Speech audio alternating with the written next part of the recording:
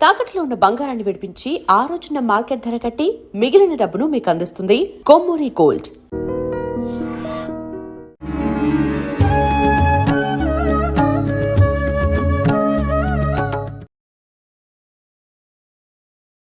నమస్కారం, welcome to I dream. ధర్మ మార్గం విత్ విజిత కార్యక్రమానికి స్వాగతం. ప్రస్తుతం మనతో పాటు ఉన్నారు ప్రముఖ ఆధ్యాత్మికవేత్త, జ్యోతిష్య పండితులు మాడుగుల శివప్రసాద్ గారు. ఇప్పుడు గురుగారితో మాట్లాడి మరిన్ని విషయాలు తెలుసుకుందాం. నమస్కారం గురుగారు. ఆశీర్వచనం తల్లి. గురుగారు, మన పురాణాల నుంచి కూడా మనం వింటున్న ఈ కథలని బట్టి, పెద్దవాళ్ళ మాటల్ని బట్టి ఆడవారు యుద్ధాలకు కూడా వెళ్ళి యుద్ధం చేసిన వాళ్ళు ఉన్నారు. అంటే మనకు నవరాత్రుల సమయంలో తీసుకున్న కొన్ని కథల రూపంలో విన్నప్పటికీ రాక్షస సంహారం ఎక్కువగా అమ్మవారి చేతిలోనే జరిగిన విధానాలు కూడా మనం వింటూ ఉన్నాం. అంటే ప్రతి ఒక్క దగ్గర ఆడవాళ్ళకి ఒక ముఖ్య పాత్ర ఉంది. ఆడవాళ్ళు అన్నీ సాధించినట్టుగా ప్రయత్నం చేసి దాంట్లో సక్సెస్ అయినట్టుగా అన్నిట్లో కనిపిస్తున్నాయి. ఇప్పటికీ ఈ కలియుగంలో కూడా ఆడవాళ్ళు వంటింటికే పరిమితం కాకుండా చాలా విద్యల్లో రాణిస్తున్నారు, కుటుంబ పోషణలో సపోర్ట్గా ఉన్నారు, భర్తకి అన్నిట్లో అండగా ఉంటున్నారు, అన్నీ చూసుకుంటున్నారు. అయినప్పటికీ కూడా ఆడవాళ్ళ విషయంలో మగ, నువ్వు ఆడపిల్లవి నీకేం తెలీదు, లేదంటే నువ్వు ఆడపిల్లవి నువ్వు ఇలానే ఉండాలి, ఇలాంటి కొన్ని కట్టుబాట్లు మాత్రం మారట్లేదేమో. అంటే కట్టుబాట్లు మారాల్సిన అవసరం లేదు, కానీ మరీ అతిగా వెళ్ళి వాళ్ళని ఇబ్బంది పెట్టేటట్టుగా కూడా ఉండొద్దేమో అని అనిపిస్తూ ఉంటుంది కొన్ని సందర్భాల్లో. మీరేం చెప్తారండి దాని గురించి? శ్రీ మహాగణాధిపతయే నమః. ఐం మహాసరస్వత్యే నమః. శ్రీ లలితాంబికాదేవియే నమః. మీరు ప్రశ్న వేసినప్పుడమ్మా శ్రద్ధగా విన్నా. ఎప్పుడైనా ప్రశ్నలోనే సమాధానం ఉంటుంది. ప్రశ్న సమాధానం రెండు మీరే చెప్పినారు తల్లి. ఎందుకు ఈ మాట అంటున్నానంటే, మరి మీకు అవగతమైందో లేదో తెలియదు నాకు. ఎందుకంటే ప్రశ్న వేస్తున్నప్పుడు వేస్తున్నామనేటువంటి ఉత్సుకతతో ఉంటారు కాబట్టి. పురాణాలు మనకు ఏమిటి ప్రామాణికం అంటే పురాణాలు. పురాణాల్లో చాలామంది ఆడవాళ్ళు యుద్ధాలు చేసినారు, విజయాలు సాధించినారు. రాక్షసులను సైతం అమ్మవారే ముందుండి చంపింది అని ప్రశ్న వేస్తూ, ఇప్పటికి మళ్ళీ ఆడపిల్లలను ఎందుకు వంటింటికే పరిమితము అని అంటున్నారు. ఇంకెక్కడ వంటింటికి పరిమితము? పురాణాల నుండి మొట్టమొదటి నుంచి కూడా ఆడవాళ్ళు ముందుండి నడిపినారనేది యథార్థం. అవును. ఇక్కడ ఎక్కడొస్తుందని మీకు చెప్తా సమాధానం. ఎప్పుడు కూడా మనకు పురాణాల్లో ఈ పురుషులందరూ కూడా ఎవరు? బ్రహ్మ, విష్ణు, మహేశ్వరులు ముగ్గురు కూడా అమ్మవారి దగ్గరికి పోయి వేడుకుంటే అమ్మవారు మరి ఇలా అష్టభుజాలు పెట్టుకొని 8 భుజాలు పెట్టుకుని 16 చేతులు పెట్టుకుని రాక్షసులను సంహరించడానికి వచ్చింది. శుంభులు కావచ్చు, రక్తబీజుడు అనేటువంటి వాడిని కావచ్చు, మహామహులను రాక్షసులు అనేటువంటి వాళ్ళు, వీళ్ళను ఒక పట్టాన వాళ్ళు కూడా విజృంభించి అమ్మవారి మీద, అమ్మవారి వాహనము సింహము మీద వాళ్ళు విజృంభిస్తే సింహము కూడా హూంకరించి కొంతమందిని చంపడము, అమ్మవారు ఒక్క ఉదుటన చంపడము, ఇవన్నీ జరిగినాయని మనకు దేవీ భాగవతం చెబుతుంది. మనకు దేవీ భాగవతములో ఉన్నదేమిటి అంటే, యతి హాస్తి తత్ అన్యత్ర ఎన్యే హాస్తి నచత్వకు చిత్తన్న. ఏదైతే దేవీ భాగవతములో ఉన్నదో అంతా ప్రపంచములో ఉంది, ఏదైతే అందులో లేదో అది నీకు ప్రపంచంలో ఎక్కడ కనపడదు అని చెప్పారు. దాని అర్థం.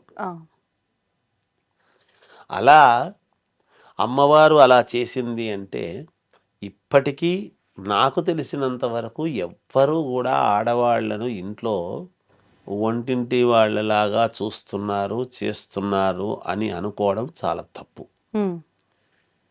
ఎందుకు తప్పు అంటున్నానంటే అమ్మా, నేను ఒక్క మాట చెప్పా.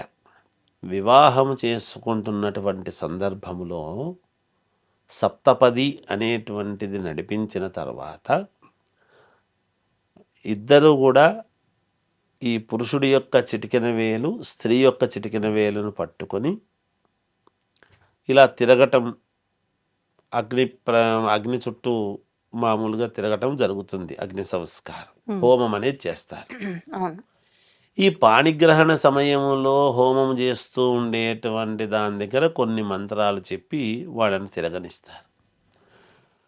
ఆ సమయంలో ఏమనుకుంటామంటే నా భార్యను నేను చేయబట్టుకొని నడిపిస్తున్నాను అని ప్రతి పురుషుడు అనుకుంటాడు. కానీ కాదు.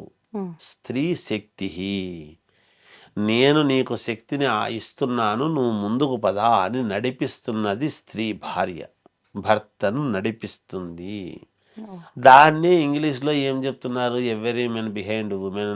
నా విజయం వెనకాల నా భార్య ఉంది, ఒక స్త్రీమూర్తి ఉంది అని గర్వంగా చెప్పుకుంటున్నారు. అది గర్వమే. హ్మ్.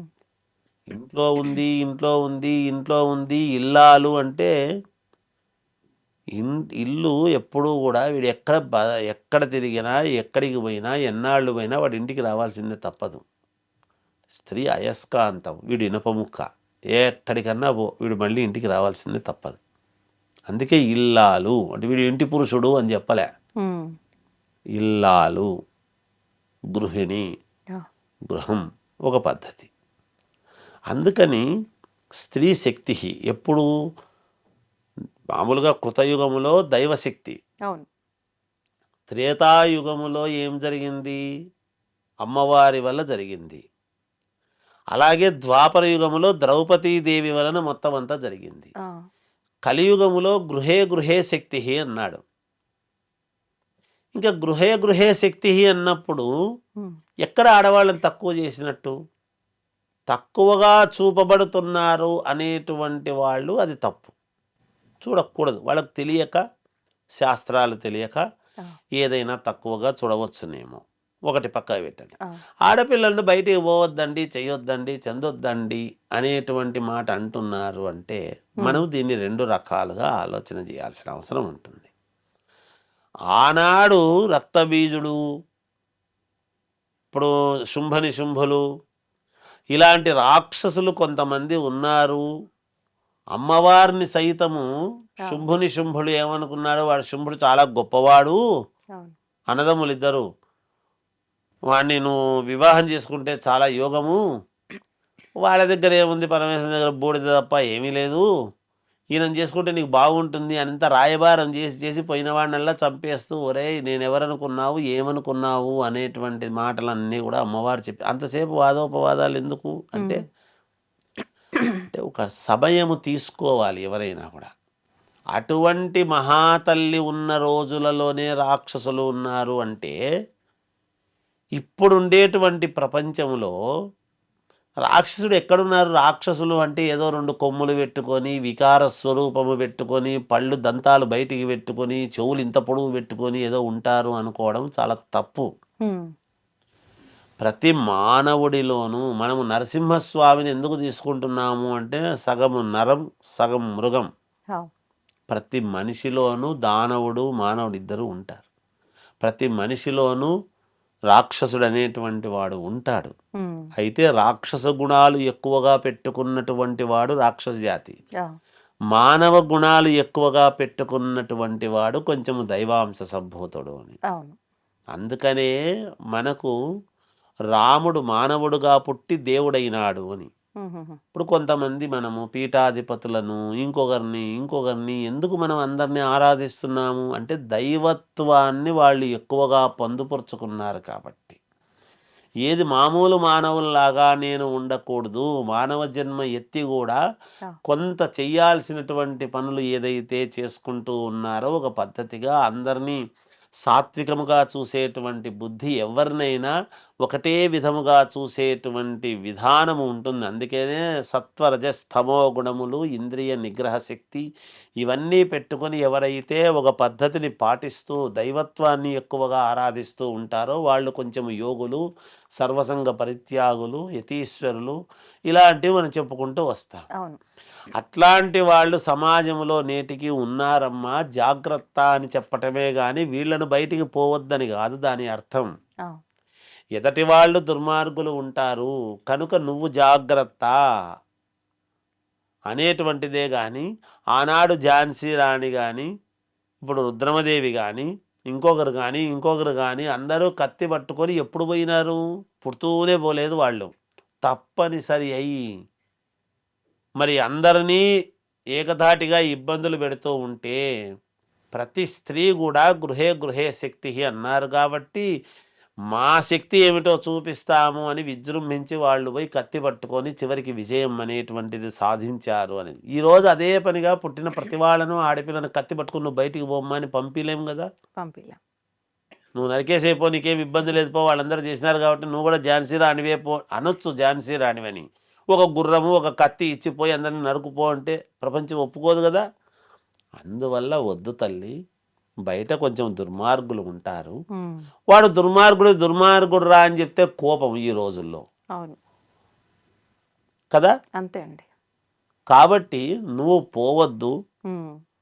వద్దుగమ్మ, ఎందుకు పోతావు తల్లి, ఇంట్లో ఉండు. ఇంట్లో ఉండమనడంలో ఆంతర్యం ఏమిటి అంటే, ఏదో వీడు బంధన ఇళ్ళంతా కూడా నేను బ్రహ్మాండంగా కట్టించినా కదా, కాంపౌండ్ వాళ్ళు ఉంది కదా, సెక్యూరిటీ వాళ్ళు ఉన్నారు కదా, ఇంత ఉంది కదా, నువ్వు ఇంట్లో ప్రశాంతంగా ఉండమ్మా, ఎందుకు ఊరికే నువ్వు ఎందుకు పోతావు బయటికి అనడంలో ఆంతర్యము, దాని గూఢార్థం అది తప్ప ఈమె స్వేచ్ఛనేదో హరించినారని కానీ, ఈమెనేదో బయటికి పోవద్దు అన్నారని కానీ దాని అర్థం అంతటి అమ్మవార్లకే తప్పలేదు కదమ్మా.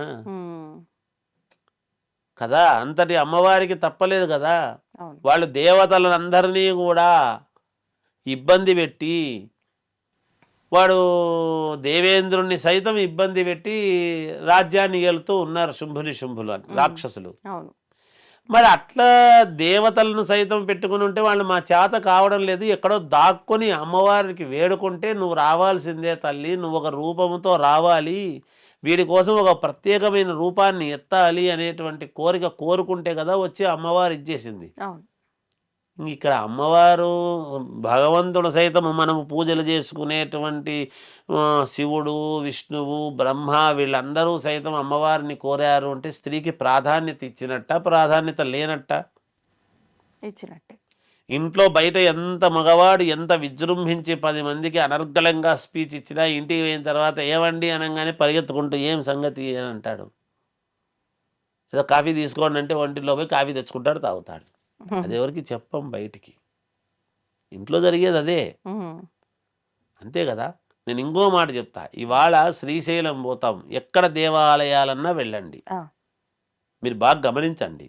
శ్రీశైలంలో భ్రమరాంబికాదేవి యొక్క ఆలయం ఎంత పైన ఉంటుంది, పరమేశ్వరుడిది కింద ఉంటుంది.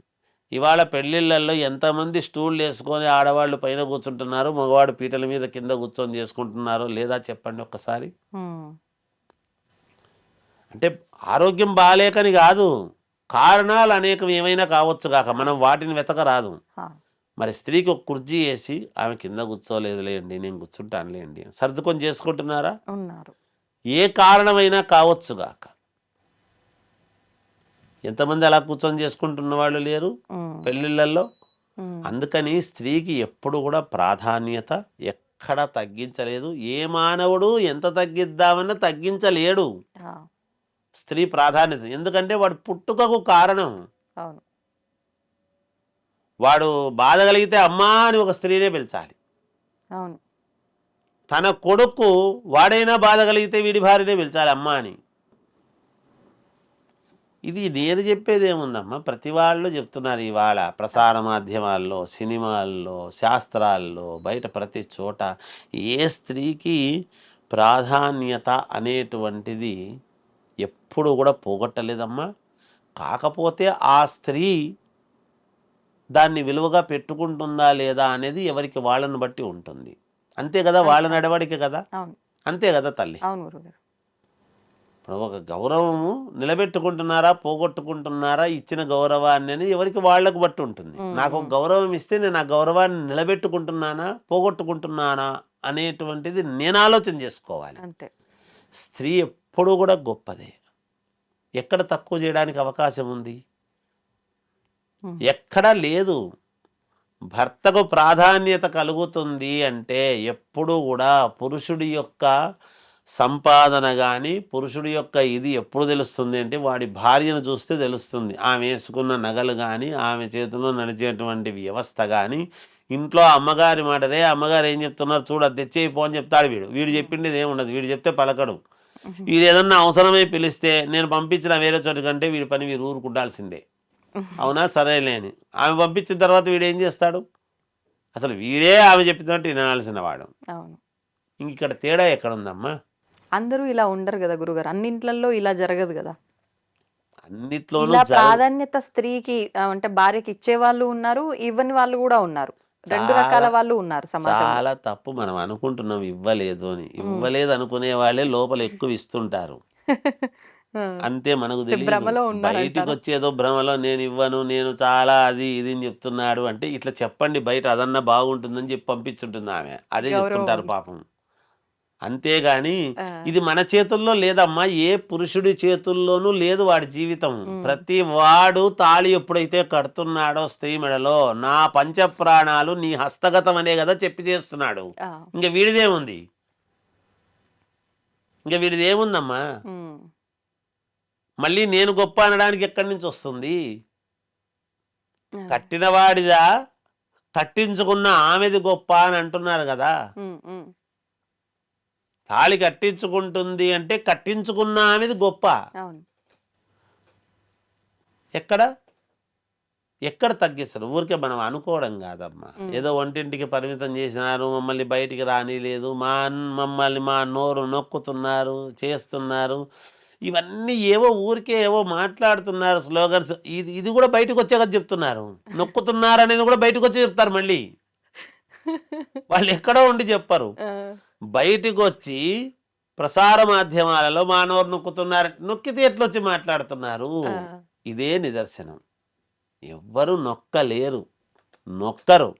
నొక్కాలనే ప్రయత్నము కూడా ఎవ్వరు చేయలేరు. చేసి కూడా ఏ పురుషుడు ఏమి సాధించలేడు, ఏమి చేయలేడమ్మా ఏ పురుషుడు. నేను కూడా పురుషునయ్యే చెప్తున్నా కదా. అవును.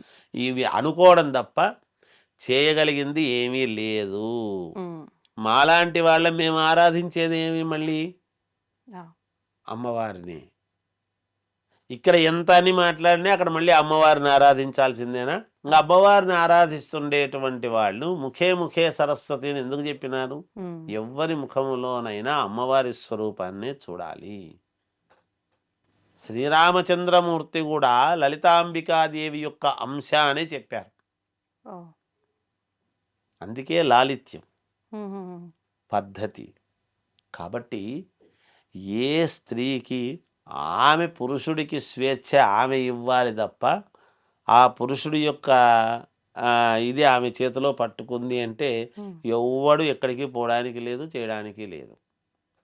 ఇవాళ నా భర్త నాకు తాళి కట్టినాడు ఆయన అని మాట్లాడుతున్నారు అంటే ఆమె హక్కు కదా.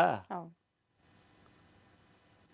అందుకని ఏ స్త్రీని అట్లా తక్కువ అంచనా వేస్తారు అని అనుకోవడానికి లేదు. పిల్లలను బయటికి పంపించలేదు అంటే ఆ రోజుల్లోనే అంతటి మహాతల్లికే సాధ్యం కాలేదు నాయన. ఉమ్, బయట దుర్మార్గులు ఉంటారు, జాగ్రత్తమ్మ అని అని చెప్పగలుగుతాము. కానీ ఎందుకు చెప్తున్నామంటే ఇది ఒక ఇండికేషన్ అంతే, చెప్తాము. కానీ నువ్వు ఝాన్సీ రాణిని మనము ఇంకొకరిని మనం ఏదో మనసులో పెట్టుకుని తెలంగాణ గురించి గొప్ప ఇది చేసినారు, ఆమె చాకలి ఐలమ్మ ఉంది, ఇంకొకరు ఉన్నారు అంటే నిజంగా వాళ్ళందరూ ఎప్పుడు వచ్చినారు? సాధ్యమైనంత వరకు చూసి విధి లేని పరిస్థితుల్లో బయటకు వచ్చారు. అవును. వచ్చి వాళ్ళ మీద పోరాడి గెలిచారు. అవును.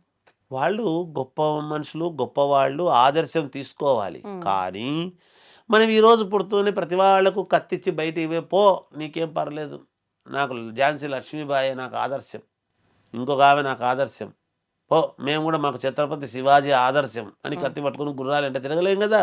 అవును. అన్నిటా జరగదు కదా. జరగదు. మరి పోగలుగుతున్నామా? ఉహు, కానీ సమాజంలో ఉన్నప్పుడమ్మా, ఇప్పుడు నా పక్కింటి వాడికి నేను ఇబ్బంది కలగకుండా నేను గట్టిగా టీవీ పెడితే ఏమండి కొంచెం తగ్గించుకుంటారా అంటారు కదా.